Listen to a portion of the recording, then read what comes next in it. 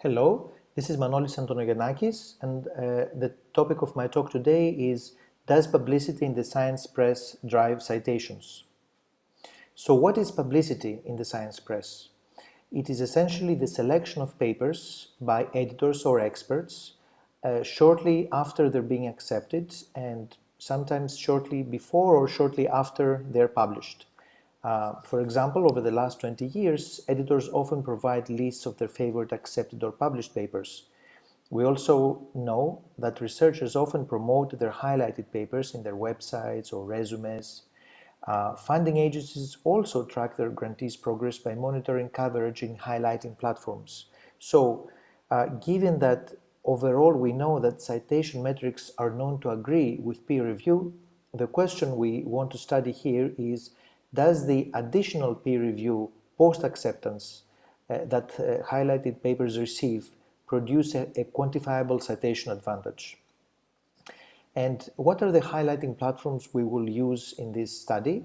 We look at papers published in Physical Review Letters, a journal by the American Physical Society, and we look at several highlighting platforms from cover image, in other words, papers whose image is selected for the cover of the journal, editor suggestions, which are listings of papers chosen by the editors for their interest or importance, viewpoints, which are papers that receive commentaries commissioned by APS physics editors and written by experts, explaining why a paper is important to the field, focus stories, which are stories written by journalists that explain to the general public the value of the paper, synopses, which are short summaries of papers written by journalists or APS physics editors, and external to the Journal of Physical Review Letters are research highlights in Nature and Nature Physics, and news and views in Nature or Nature Physics. This is the listing of highlighting platforms we will analyze here.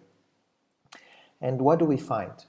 Here we show a multiple linear regression analysis of the citation advantage received by papers highlighted by various of these highlighting platforms several years after publication. So, for example, these are papers that are published from 2008 up to 2012, and we followed their citation behavior up to 7 years post-publication. And in this case, through a multiple linear regression analysis, we find, for example, that a paper put in the cover picks up an additional 9.7 citations after 7 years, all else being the same. A paper highlighted with a viewpoint picks up an additional 558 citations within 7 years, all else being the same. In other words, we observe a stratification of the citation advantage of the various highlighting platforms as follows.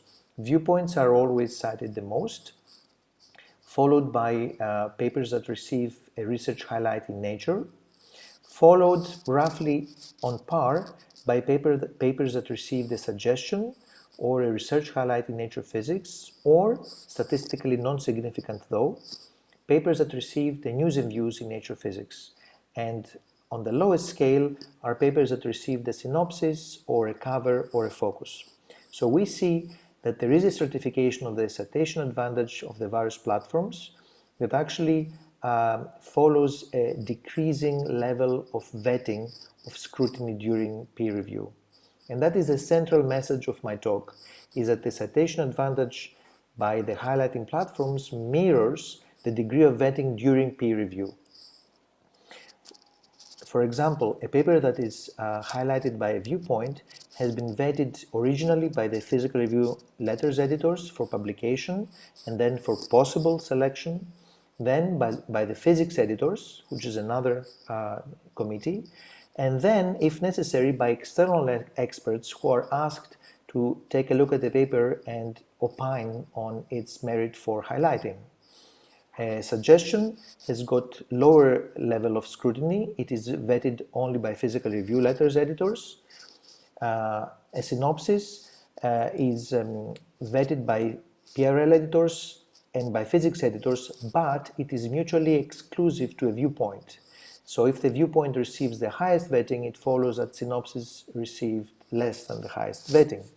Focus stories are meant for an educated non-physics public, and they're also mutually exclusive, so they receive the lowest scrutiny for importance during peer review. These are the internal platforms, and external platforms to the journal are research highlights in Nature and research highlights in Nature Physics. And again, we see a certification of vetting that follows the certification of citation advantage. Nature editors have to pick papers from all subjects to highlight in their journal, so there are arguably fewer slots, higher vetting for a paper to receive a research highlight in Nature compared to a research highlight in Nature Physics. What about accidental publicity? This is when a paper is chosen for serendipitous reasons, not because of its internal value, to be placed in the cover. Indeed, cover choice for PRL is done mostly for aesthetics. It does not imply an editorial endorsement of its quality. And indeed, we find that the cover marker does have a small citation advantage, but it is considerably smaller than in the cases where publicity is deliberate and reflects higher vetting and stronger endorsement by the editors. Let us now compare the same platforms but using a different lens. In other words, we look at the citation medians, how the median was enhanced compared to the median of the journal by the different platforms. This is what we obtain, and indeed the certification of the median enhancement is very similar to what we received earlier through the multiple linear regression analysis. Now let's look at the top end of papers. In other words, we look at papers that are put in the highly cited papers list of Clarivat Analytics. These are papers that are cited within the top 1% in their subject in their year. And among the 1,371 PRL papers that we found with this marker in Clarivat Analytics, we find that the various platforms again score different degrees of positive predictive value or precision. In other words, what are the chances of a paper that is highlighted by a cover, say, to be also in the top cited paper? And we find that stratification of papers in these platforms again is very similar to what we found in the previous two cases, even in this extreme case of the top 1% cited papers. If we put the stratification listings side by side, we can see clearly that viewpoints are cited the most no matter which of the three lenses we use, followed by research highlights in Nature. Somewhere in the middle we have suggestions, research highlights in Nature Physics, and on the lower end we tend to have synopsis, cover, and focus.